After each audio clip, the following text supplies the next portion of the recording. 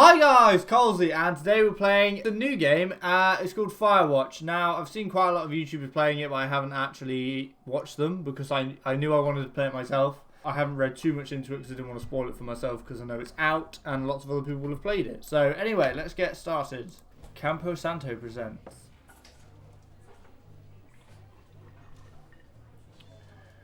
In cooperation with Panic Inc.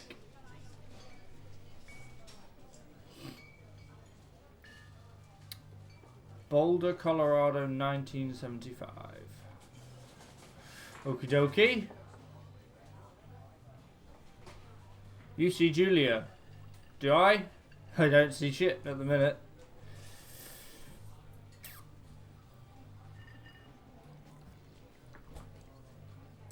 Oh, okay, I had to click it. She's about your age, late 20s, laughing with well-dressed professors and grad students from nearby CU Boulder. You, Henry, are out drinking with your pals. You approach her. You are drunk.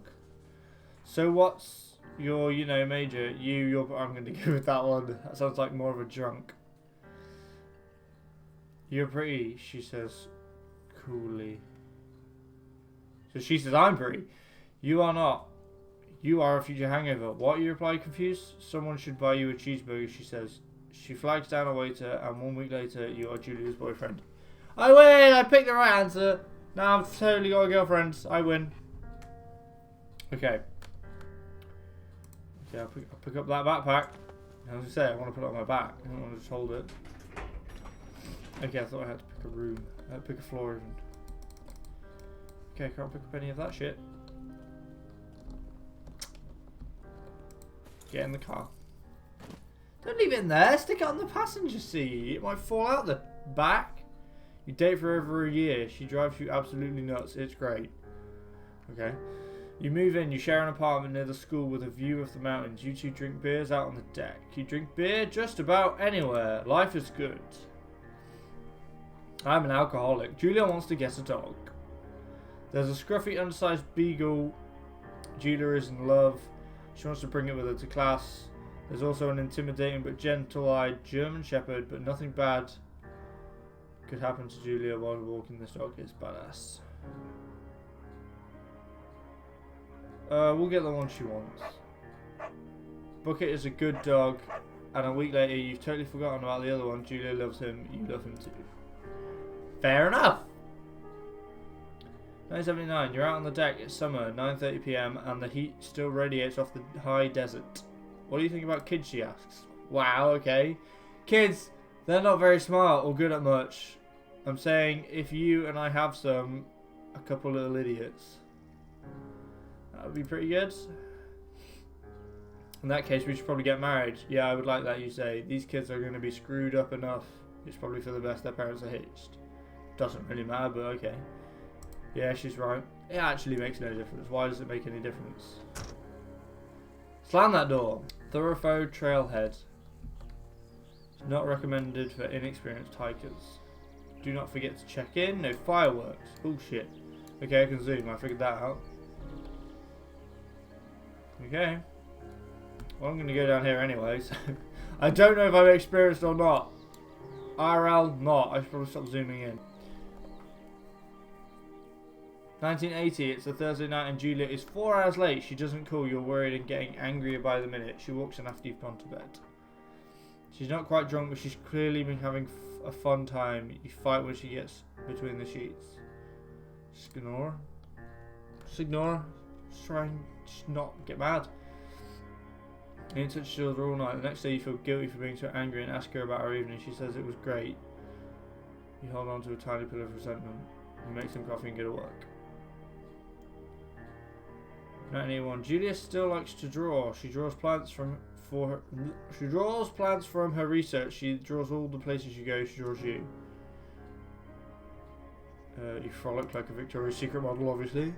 Julia was right. You are very pretty. You damn straight. I try. So I'm obviously going for a walk. What does that say? I mean, I couldn't wait till I get up to it, but I decided to zoom in. 2 Forks. Lookout tower, 8 miles. Okay. Spacebar to climb. I did kind of. I figured that it'd be a jump, but it's the same. Wow, look at that sun, son. 982. During the summers, you and Julie... yeah, we bought the dog. There's a festival in town. It brings in folks from faraway places. One of them tries to mug you with a knife. What the shit? Bucket gets kicked. Fuck dog. Julia yells. She gets flustered and has trouble speaking when she is stressed. You confront the attacker. Well, let's beat his goddamn face in. Shouldn't try mugging people with a knife. Your arm gets cut up, but you beat the guy to a pulp. You don't feel very tough though. You cry your eyes out before the cops show up. Julia asks to take a different path from that day forward. You say okay, you don't want to go that way either. From then on you walk by the river. Okay. Fair enough.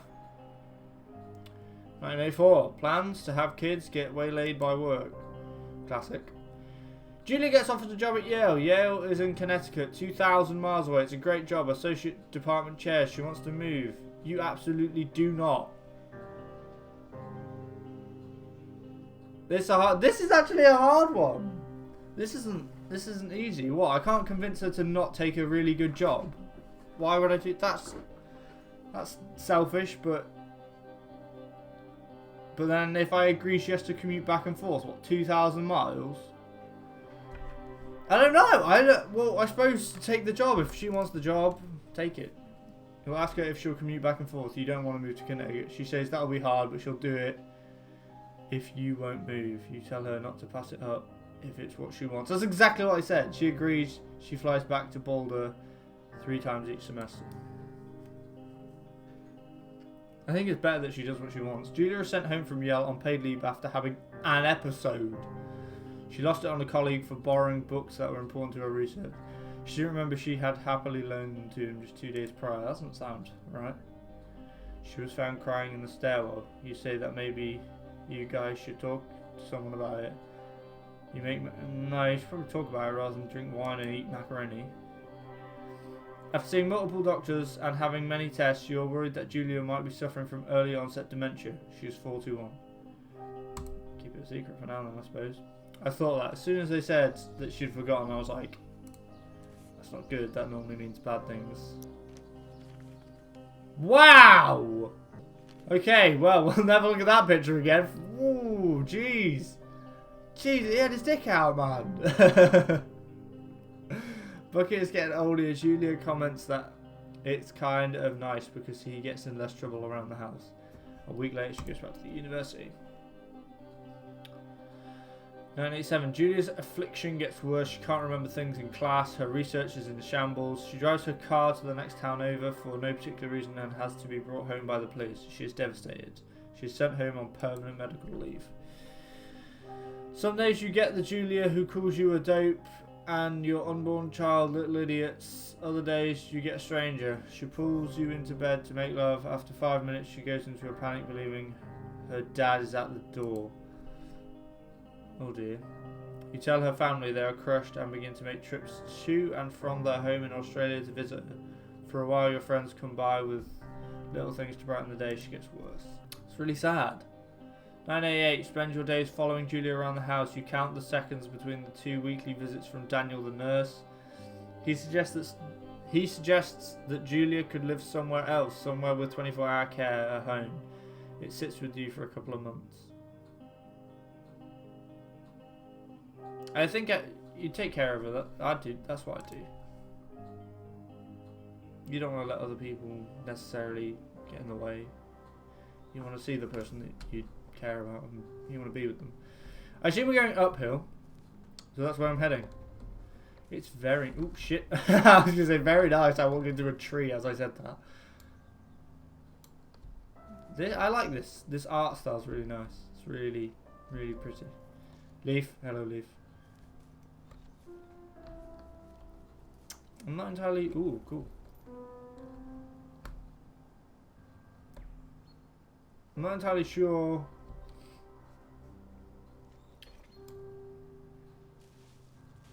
Hello. I'm not entirely sure what...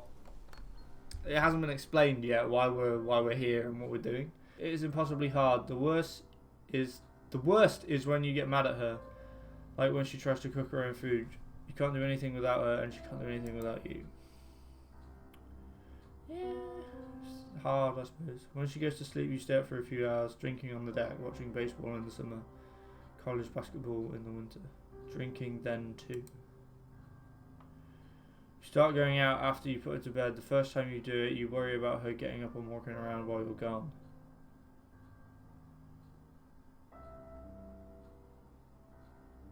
I don't know. I can understand why you'd put a chair in front of the door. It's for her safety, not to keep her prisoner or anything. It's for her own safety that she doesn't hurt herself.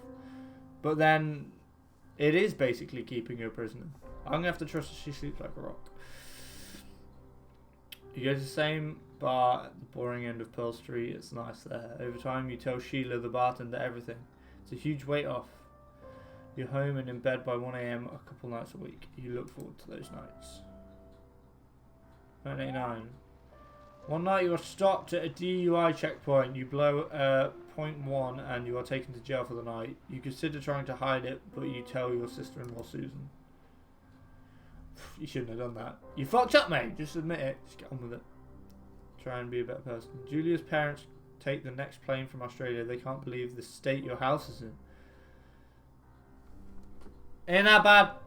They then tell you Julia is coming to live with them. You don't argue. You'll say you'll visit soon. A few weeks go by. Summer is coming and you see an ad in the paper for a job. So she's now gone to live with her parents. You take it. I took the job. I took that job. Took that jobs. So that's, you know, that's quite a depressing. It's quite a depressing story, really, isn't it? It's a sad story, but I don't know. I suppose it happens to people, doesn't it? It's a horrible thing that has to happen, but sometimes it happens. There's not a lot you can do for it. Wow, it's so pretty. It's really nice around here. I like this game. I'm taking that radio, mate. It's mine now. Taking that panko, mate. No, I'll drop it. Just lob it back down. Right, what am I supposed to be doing? Turning on the power. A book. Oh, that must be the power right there. Okay, that would have been clever if I paid attention. There we go. Hello, Two Forks Tower. Oh, there we go. Hello. Whoever this is?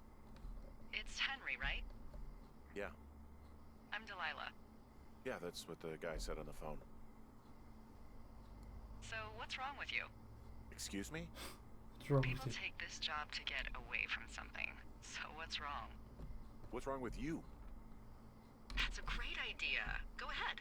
Look, I just hiked for 2 days, so I don't really follow whatever it is you're doing right now. You take a stab at what's wrong with me. Fine, then can I sleep forever? Sure, buddy. Okay, now go ahead. You've killed 3 ex-husbands. You're rebelling against your one. Nobody back home could stand you. You're rebelling against your mom? You're probably just rebelling against a mom who wishes you had given her grandkids, by the sound of your voice, at least 15 years ago. You come out here and it really grinds her gears and you love it. Can I sleep now? Well, she also says I fuck immature men, but in my defense, who wouldn't want a 28-year-old with ambition and energy and some fire in his belly in bed? Me. I'm going now. Just a second. Now it's my turn. Okay. I win. Bye. I totally got it right. Let's see. I wonder if they were all I don't know right. anything about you, but 9 times out of 10, folks out here simply got dumped. Huh, is that it? Close? Good night. Good night. Welcome to the job. FIREWATCH. Right, we have to make a stand here and go. Fuck you, bitch! Where are you running to? Where are you running to?